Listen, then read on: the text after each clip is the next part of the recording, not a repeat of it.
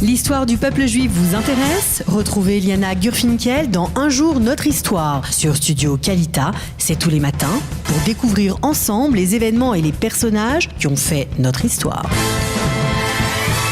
8h44 sur Studio Kalita. Boker Tov, Eliana. Bonjour Olivier, je suis arrivée. Petite difficulté à arriver, mais ça arrive, écoutez. Voilà. Alors ce matin... En plus, ça prouve qu'on est en direct. Et oui, tout à fait, voilà. Ce sont les aléas du direct. Ce matin, j'aimerais vous parler d'un événement qui a débuté à la date d'aujourd'hui, la date hébraïque, le 13 Shevat. Nous sommes en 1951 et on décide de commencer à assécher la vallée de la Choula.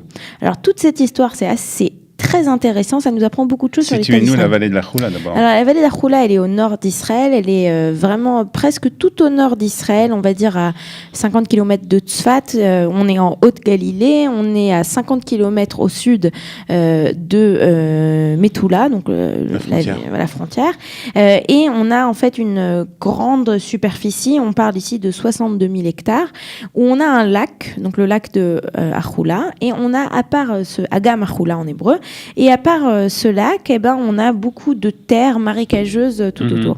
Alors depuis très longtemps, depuis en fait l'époque où les Juifs sont revenus sur leurs terres au milieu du 19e siècle, on a cette idée d'assécher l'endroit. Alors d'abord, on veut assécher l'endroit parce que, comme d'habitude, qui dit marée, dit moustique, dit malaria.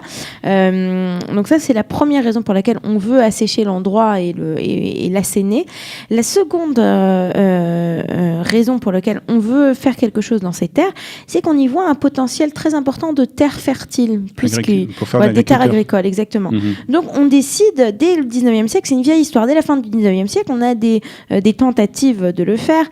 En 1914, on a des tentatives du gouvernement ottoman, et puis ils viennent de donner la concession à une compagnie privée pour faire l'assèchement.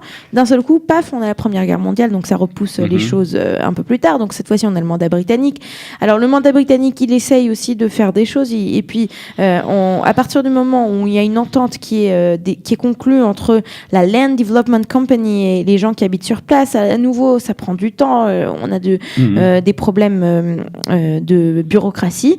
Et au final, la Seconde Guerre mondiale qui commence, et c'est pas vraiment ça qui est le plus important, d'assécher les terres de la Choula. Et puis, on a au final la création de l'État d'Israël. Alors, au moment où l'État d'Israël est créé, donc à nouveau 1948, on a la guerre d'indépendance, 1949, les choses se calment, 1950, on s'occupe de tous les Olim qui sont arrivés, et puis 1951, comme on dit en hébreu, Adjuk Roser, cette idée fixe revient, et on décide, d'assécher cet endroit afin de rajouter des terres agricoles en Haute-Galilée. On veut aussi faire de l'exploitation du fond des marais pour utiliser cette terre en tourbe et en fumier comme matière première pour l'industrie chimique.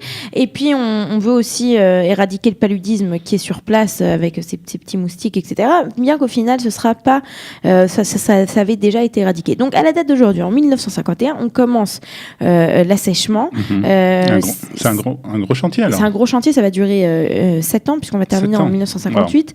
Wow. On a toute une division spéciale du ministère de l'Agriculture qui va s'en occuper, un département entier. On a aussi le Keren Kayemet Leïsraël, le KKL, qui finance une partie de cet assèchement. Il va y avoir 3 étapes principales. D'abord, on va faire une expansion et un approfondissement du Jourdain afin d'augmenter la capacité de transfert d'eau de la rivière. En fait, comme on va assécher cette eau, on va permettre d'avoir plus d'eau qui vont couler dans le Jourdain. Ensuite, on va égoutter ce marais, sortir toute l'eau de ce marais et du lac, et on va creuser des canaux qui vont donc apporter à nouveau cette eau au Jourdain. Et enfin, on va extraire toute cette boue, etc. Et on va construire un barrage artificiel qu'on va appeler un barrage, on va l'appeler en hébreu comme le liège. Et puis on va créer donc une usine à cet endroit en 1957. Alors une usine. D'accord. Parce que, non, je vous ai dit, on va utiliser la matière première qu'on va y trouver. Voilà.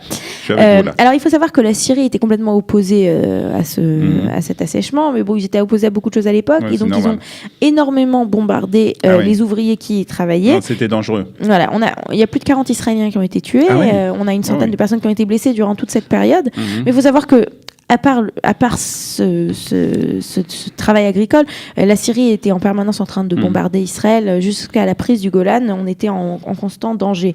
Et puis, et donc, il faut savoir que en même temps qu'on a ce grand travail agricole, eh bien, c'est à ce moment-là qu'en Israël, on va avoir en fait la création d'un mouvement pour la protection de la nature. Donc, ce qu'on connaît aujourd'hui comme Atnoa la Haganat HaTeva, le mouvement pour la protection de la nature, eh bien, il est créé à cette époque, à cette période-là, puisque les gens disent mais vous êtes complètement malade de changer de façon aussi drastique un paysage naturel.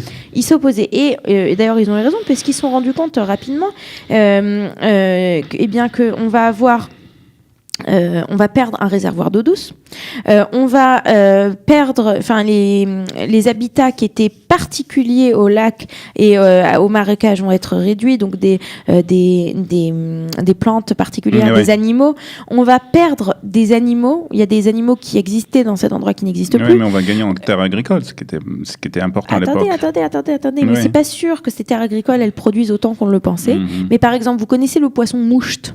Oui. Eh ben, le premier mouchte, où est-ce qu'il poussait pas, mais où est-ce qu'il vivait en Israël? Il vivait dans Agam Arhoula.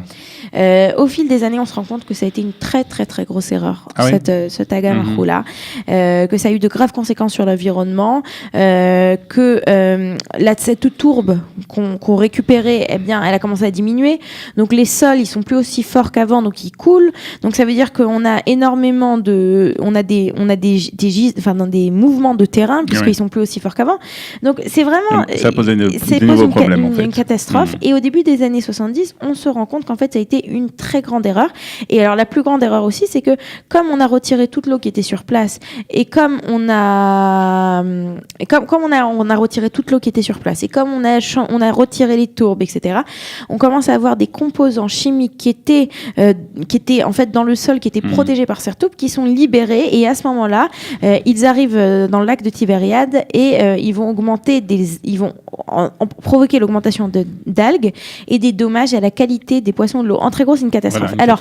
Quand on est à la fin des années 90, on décide de réhabiliter Emek Arhoula. Alors, qu'est-ce qu'on va faire pour réhabiliter Emek Arhoula? Eh bien, on va commencer déjà, on décide que le sud de ce qui était avant Agam Arhoula, on va le recréer. C'est pour ça qu'il s'appelle Agamon. Agamon en hébreu, c'est un petit lac et non pas le grand lac. Donc, on va commencer à le recréer. Et aujourd'hui, en fait, on réinonde les marais qui existaient à l'époque. Et aujourd'hui, vous avez un parc naturel. Si vous allez à Emek Arhoula, à Agamon, vous avez l'occasion de monter, de monter sur des vélos et de faire le tour du parc. C'est magnifique. Et surtout, la chose la plus importante, grâce à la réhabilitation du Agamon Arhoula, eh bien, les oiseaux migrateurs sont revenus. Ils sont plutôt arrivés parce qu'on ne sait pas à quel point ils étaient là avant, mais à partir, de la fin des années 90, ces oiseaux sur leur chemin se rendent compte qu'il y a une grande piscine d'eau naturelle dans laquelle ils peuvent aller s'abreuver. Et aujourd'hui, on a, à l'instant même où je vous parle, si vous allez sur la page Facebook de Agamon, du parc KKL du Agamon, vous verrez tous les jours, ils postent des dizaines de photos de ces millions d'oiseaux qui s'arrêtent en Israël pour profiter du Agamon Arhoula. Très bien, merci de nous avoir parlé de cette région d'Israël. Avec plaisir. J'espère que je vous ai appris des choses. Allez vous faire un thé, vous avez bien mérité. On vous retrouve dans quelques minutes pour nous parler des programmes de Studio Qualitas ce matin. Et pour le moment, nous allons passer à notre dernier invité de cette heure d'actualité. Il s'agit de Gil Pérez, notre guide préféré. Nous allons parler avec lui d'une découverte très importante en Israël. Vous aimez l'histoire juive ? Retrouvez Liana Gurfinkel dans Un jour notre histoire sur Studio Kalita, c'est tous les matins, pour découvrir ensemble les événements et les personnages qui ont fait notre histoire.